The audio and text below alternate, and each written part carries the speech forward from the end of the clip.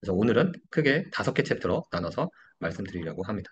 저는 간단하게 경매 시장 상황 분석하고 그 상황에 맞는 투자 전략, 그리고 NPL 투자의 핵심, 그다음 사례로서 어떻게 접근하고 이게 왜 풀피가 되는지에 대해서 말씀드릴 겁니다.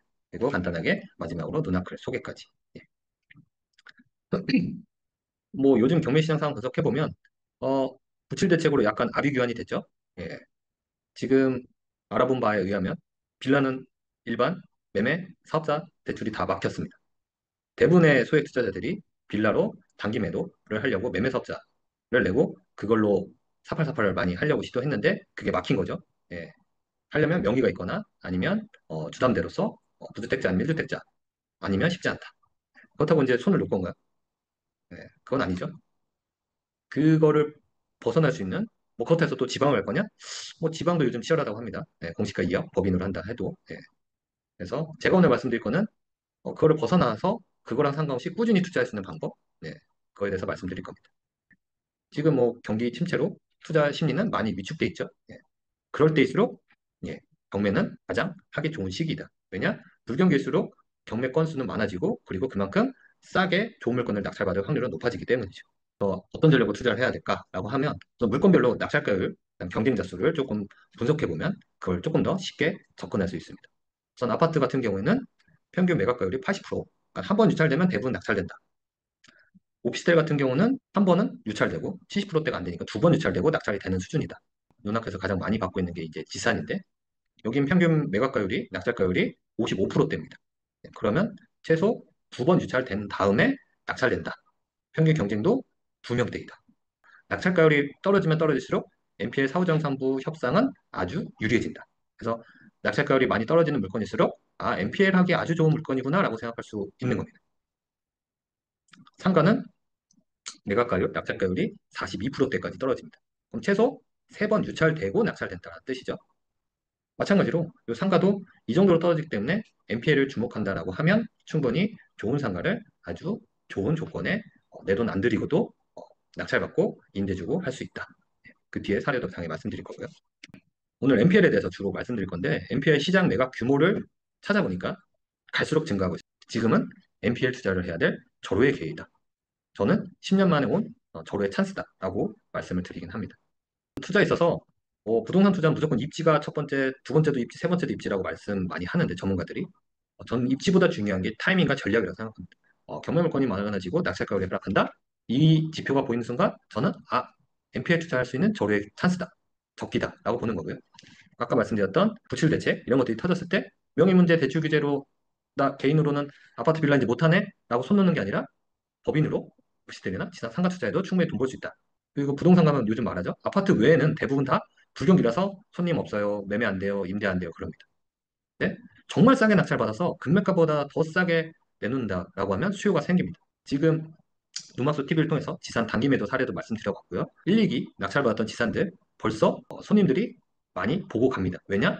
사고는 싶은데 워낙 시장가가 비싸다고 느꼈는데 시장가보다 싼 가격에 내놓으니까 사람들, 실수요자 입장에서는 이 가격이면 한번 사볼까? 이런 생각이 드는 거죠.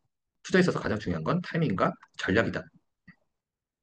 NPL 투자의 핵심이 뭐냐라고 했을 때 저는 핵심 원리는 NPL은 돈과 시간을 동시에 벌 수 있는 시스템이다. 그래서 이거는 반드시 익히셔야 된다. 물론 저희 제 주변에 수강생이나 이제 주변 저희 모투스 회원분들 중에도 NPL 강의는 들어서 NPL이 뭔지는 아는 사람들이 대부분이었습니다. 근데 실제로 투자를 해본 사람들은 한두 명 될까 말까? 네. 중요한 건 실천과 그리고 어떻게 접목하느냐, 어떻게 투자로 풀어내느냐 이게 중요한 겁니다. 그래서 오늘 뭐 이론적인 것들은 전혀 없고요. 이걸 어떻게 접목하는지, 왜 중요한지에 대해 말씀드릴 겁니다. 우선 투자금 측면에서 경매로 한다고 하면 제가 아무리 레버리지를 잘 활용한다 해도 최소 10%에서 20%는 투자금이 최소한 필요하고 묶입니다. 예. NPL을 활용하면 어, 레버리지를 활용하기 때문에 매매나 임대 전에도 풀피가 가능합니다. 그래서 이 풀피는 플러스 B가 된 돈으로 투자를 또 할 수도 있고 그다음에 이거를 리모델링 하거나 아니면 이자를 어느 정도 쌓아놓고 조금 더 다양한 전략으로서 투자를 할 수 있다. 시간 측면에서도 경매는 낙찰될지 모르고 언제까지 낙찰될지 모르고 무조건 입찰을 해야 되죠. 예. 근데 NPL 같은 경우는 미리 유동회사랑 계약을 하고 입찰 장에는 마음 편안하게 낙찰을 예고하고 가기 때문에 시간을 벌 수 있습니다. 제가 최근에 MPL한 수원 상가 사례를 통해서 시간적 측면, 그다음 투자적 측면으로서 어떻게 더 유리한지 한번 사례를 통해서 말씀드려 보겠습니다. 제가 2억 9,500 정도에 매입을 한 거고요. 유입 조건은 4억 3,500까지 쓸 수 있는 거였습니다. 그래서 4억 3,560에 입찰한 거고, 차순위 보전, 2등 가격 보전 조건이 없었기 때문에 저는 유리한 대출을 위해서 4억 2천은 제가 아는 지인을 통해서 바지라고 하죠. 바지 입찰을 내세운 거고요. 그래서 낙찰받고 낙찰가의 90%를 잘 대출 받았습니다. 그래서 단기융통 자금만 일부 필요했을 뿐 실제로는 약 1억 정도의 풀피 플러스 피가 발생한 거죠. 뭐 이미 협상하면서부터 공실인 거 확인했고 바로 어, 낙찰받고 용도까지 끝낸 거고요. 그래서 현장 사진 3층에 72평 상가 전부 다 확보해서 지금 임대를 매매랑 임대를 내놓은 상태입니다. 경매 투자를 했다라고 치면 낙찰가는 한 2억 9천 정도였습니다. 실제로 입찰한 사람들이 그 정도였기 때문에 그럼 2억 9천 대출 90% 받는다 해도 투자금은 최소 한 5천만 원 정도. 근데 매매 임대 시 전까지 투자금은 회수될 게 전혀 없죠. 정말 매매 임대를 잘 맞추고 매도까지 잘 가야지 1억 원의 수익이 아마 돌아올 겁니다. 근데 NPL 투자를 한다라고 하면 전 아무것도 안 했는데 3개월 만에 이 플러스 P로 투자금 플러스 예, 오히려 1억의 돈이 생기는 거죠. 지금 저는 지금 280에 임대를 해놨는데 대출이자를 계산해 보니까 지금 한 달에 한 150 좀 안 되게 내고 있습니다. 그러면은 280에 임대까지는 조금 힘들겠지만 250에는 충분히 가능해 보입니다.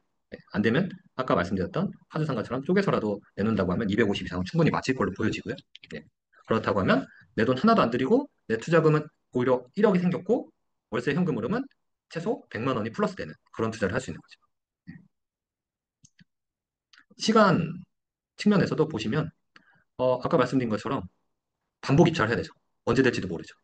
우리 연차는 한계가 있는데 뭐 연차는 계속 소모가 될 거고 연차를 소모하지 않으려면 바토너를 사용해야 되는데 최소 한 번 10만 원, 최소 1회당 한 10만 원씩은 나가니까 그 돈은 엄청 아깝고 언제 될지도 모르고 집에서도 눈치 보이고 그리고 낙찰이 언제 될지 모르니까 낙찰 이후에 잔금을 준비를 해야겠죠. 그리고 낙찰이 언제 될지 모르고 어떤 물건이 될지 모르니까 매매 임대도 낙찰 이후에나 가능합니다. 그리고 정보가 부족하니까 명도도 당연히 시간이 지연될 가능성이 크죠. 그래서 일반적인 경매로 낙찰받으면 한 사이클이 길 수밖에 없습니다. 근데 NPL로 한다? NPL로 하면 기본적으로 어, 입찰 전에 이미 낙찰 물건이 협상한 끝에 계약까지 체결된 거기 때문에 한 번 입찰로 낙찰이 됩니다. 예. 그래서 입찰장에는 아주 마음 편한 마음으로 갈 수 있는 거고 낙찰 전에도 이미 매매임대 계획을 수립할 수 있는 거고 그리고 대부분은 채권자, 유동회사가 임차인 정보든 소유자 정보든 정보들이 많이 있습니다. 그래서 명도하기도 수월하다. 그래서 경매보다 한 사이클이 아주 짧다. 예. 제가 경매로 처음 들어와서 낙찰받은 사례입니다. 네. 저는 첫 투자 물건이 NPL 아파트였고요. 워낙 싸게 내놓으니까 금매로 팔렸다. 그래서 그때 당시 제 연봉이 3천이 채 안 됐었는데 3개월 만에 약 4천만 원을 순수익으로 벌 수 있었다. 네. 그래서 이제 이런 성공적인 첫 투자로 어, 이제 지금 10년 넘게 부동산 경매 투자를 지속해 오고 있습니다. 뭐 눈앞을 홍보 사례 많이 나갔지만 일기가 10건을 받았습니다. 6주 만에. 낙찰 금액은 약 44억, 안전마진 10억 이상이 되고요. 이기는 6주 만에 23건, 낙찰받은 건 17건이고 계약된 건데 아직 길이 안 온 낙찰 예고 물건이 한 6건 정도 있어서 23건 낙찰이 예고돼 있고 낙찰 금액은 약 80억, 안전마진은 약 20억 이상 정도 될 것 같습니다. 그 중에서 몇 개만 조금 더 사례로서 설명드려 보도록 하겠습니다. 1기 처음에 낙찰받았던 하남에 있는 지산 NPL 물건이고요. 총 3개를 한꺼번에 받았습니다. 이분 같은 경우는 경매 강의는 오래 들었지만 법인도 처음 설립하고 저랑 투자 상담하면서 법인도 처음 설립하고 어, 심지어 국내도 안 계신 분이었습니다. 근데 법인 설립하고 제 이야기를 듣고 유동회사랑 협상을 통해서 계약을 체결할 수 있었고 바로 낙찰까지 이어진 사례고요. 그리고 송도 상가입니다. 제 눈막수 TV에도 소개가 됐고요. 소개되자마자 한 일주일, 2주도 안 돼서 임대에 성공했다라고 합니다. 결론적으로는 플러스 비 2,700에 임차 보증금을 3천만 원 받았습니다. 그러니까 내 돈 하나도 안 들이고 5천만 원이 생기고 월세는 대출이자 제하고도 적어도 한 100만 원씩은 매달 들어오는 그런 구조가 된 거죠. 이거는 성남에 있는 오피스텔이고요. 이거는 협상이 아주 잘 돼서 3억 9,500에 매입을 하되 차순위 차익 보전은 없는 조건으로 협의가 된 겁니다. 그래서 3억 9,500에 120%인 4억 7,400을 유입한 거고 잘 받았습니다. 이거는 이게 낙찰받은 사례인데 이거는 다 말씀드릴 수는 없지만 아직 소유권 이전이 10월 달에 예정돼 있는 물건인데 벌써 매수자가 붙었습니다. 네. 서울의 이제 역세권 지산 NPL인데 이분 같은 경우에도 어, 경매 청낙찰입니다. 네, 법인도 처음 설립한 거고 경매 청낙찰인데 NPL을 통해서 매입을 한 거고요.